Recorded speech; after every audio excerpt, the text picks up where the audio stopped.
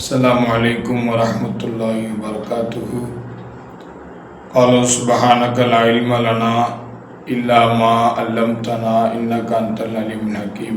قال الله تعالى في القرآن المجيد: أعوذ بالله من الشيطان الرجيم. بسم الله الرحمن الرحيم. وأن المساجد لله فلا تدعوا مع الله أحدا. صدق الله العليم. قال نبينا عليه الصلاة والسلام: من بنى لله بيتا بنى الله له بيتا في الجنة أو كما قال عليه الصلاة والسلام.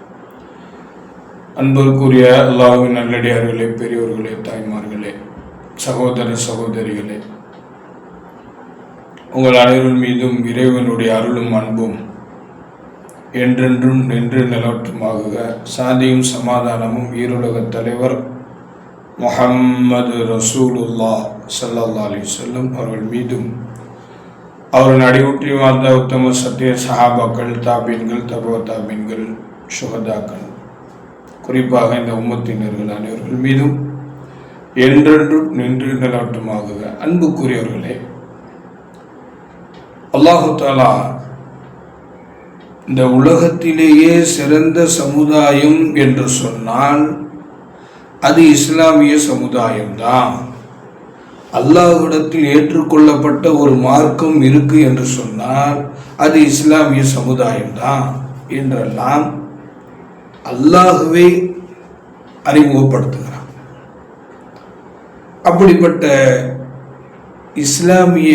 இஸ்லாமியர்களாக இருக்கக்கூடிய நாம் இஸ்லாமிய கோட்பாடுகளை, அதனுடைய சட்டதிட்டங்களை, அதனுடைய மரபுகளை, மாண்புகளை நாம் உள்வாங்கி செயல்பட வேண்டும். அதன் மூலமாக இறை அருளை பெற வேண்டும். அன்புக்குரியவர்களே, மஸ்ஜிதுகள் என்று சொன்னால் அது அல்லாஹ்வுடைய இறை இல்லம்.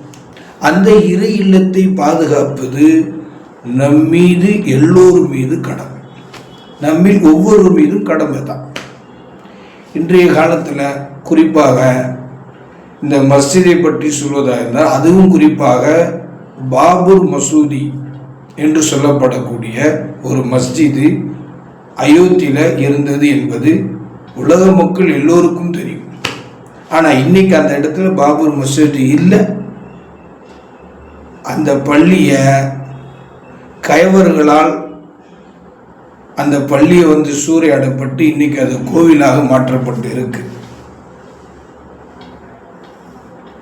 இதை நம்மால ஜீர்ணிக்க முடியல.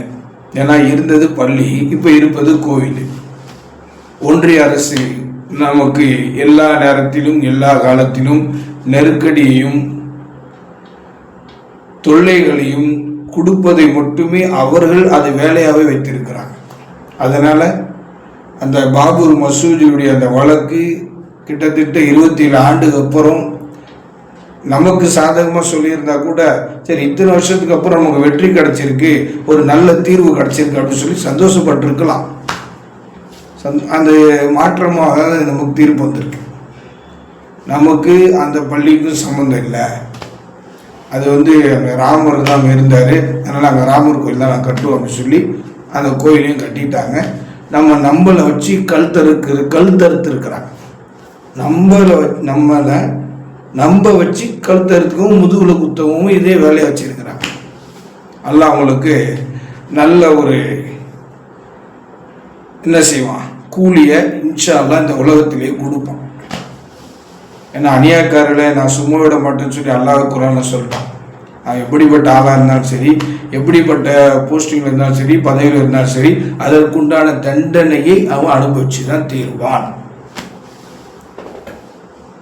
அன்புக்குரியவர்களே, குர்ஆனுடைய ஒரு வசனம், அன்னல் மஸாஜித லில்லாஹி, நிச்சயமாக மஸ்ஜிதுகள் அது அல்லாஹ்வுக்குரியது, அதில் அல்லாஹ்வை தவிர வேறு எதையும் நீங்கள் என்ன செய்யக்கூடாது, அழைக்கக்கூடாது என்று அல்லாஹ் கூறுகிறார்.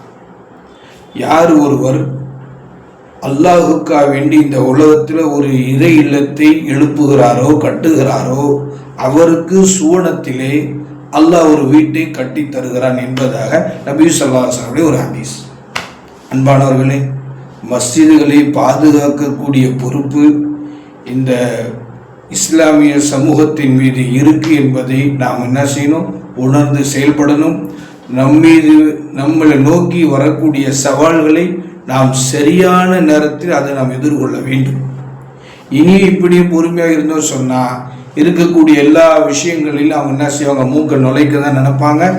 சட்டத்திட்டங்கள் எல்லாத்தையும் அவங்களுக்கு சாதகமாக எடுத்துக்கலாம் நினைப்பாங்க. அடுத்து வக்ஃபு சொத்து அப்படிங்கிற அந்த விஷயம், அதுலேயும் அவங்க என்ன செய்கிறாங்க, ஒரு மிகப்பெரிய அளவில் சில விஷயங்கள்லாம் அவங்களுக்கு தூதுவாகவே என்ன செய்கிறாங்க, உள்ள நுழைஞ்சி எதெல்லாம் எடுக்கணும், எல்லாத்தையும் நம்ம என்ன செய்யலாம், நமக்கு சாதகமாக மாற்றிக்கலாம் அப்படிங்கிற பிளானில் தான் போகுது. நல்லா பாதுகாக்கணும்.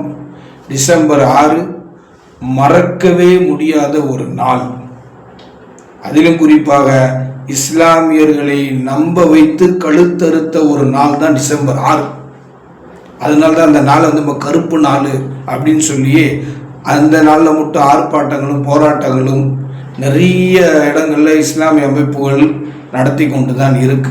அவை எல்லாமெல்லாம் இனி இவங்க நமக்கு வந்து நம்ப வச்சு என்ன செஞ்சிருக்கிறாங்க, ஒரு மிகப்பெரிய அளவில் அநியாயத்தை நிலைநாட்டி இருக்கிறாங்க. நீதத்தை மறைத்து அநியாயத்தை நிலைநாட்டிட்டாங்க. இதற்குண்டான தண்டனையை சம்பந்தப்பட்ட எல்லோருக்கும் அல்லாஹ் இந்த உலகத்திலே கொடுப்பானா என்கிற துவாவை நாம் செய்து கொண்டு இருக்க வேண்டும். அதற்கு அந்த அல்லாஹ் அருள் புரிவானாக, கிருபை செய்வானாக. வாஹிரு தஅவானா அல்ஹம்துலில்லாஹி ரப்பில் ஆலமீன். அஸ்ஸலாமு அலைக்கும்.